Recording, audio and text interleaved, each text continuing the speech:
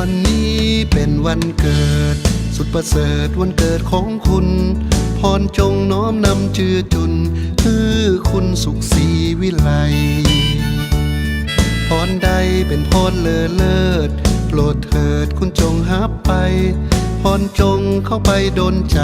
คือทุกวัยผ่องใสหรือดี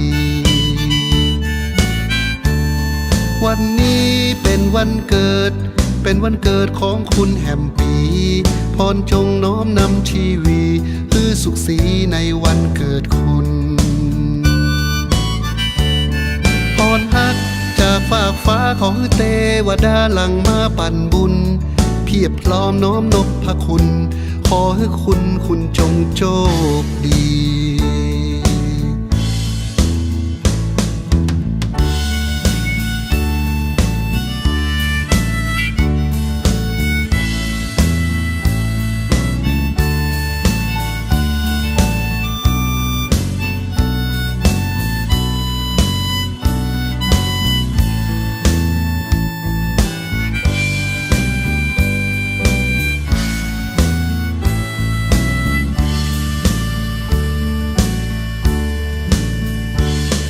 วันนี้เป็นวันเกิดสุดประเสริฐวันเกิดของคุณ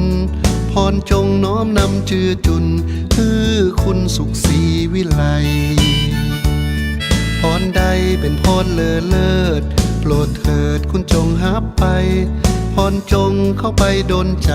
คือทุกวัยผ่องใสหรือดี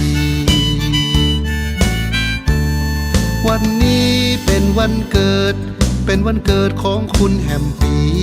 พรจงน้อมนำชีวีคือสุขศรีในวันเกิดคุณ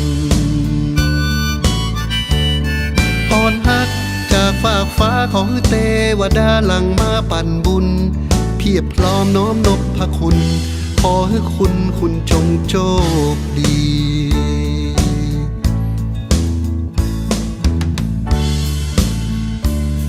Happy birthday to you Happy birthday to you Happy birthday to you Happy birthday to you Happy birthday to you Happy birthday to you Happy birthday to you Happy birthday to you Happy birthday to you Happy birthday to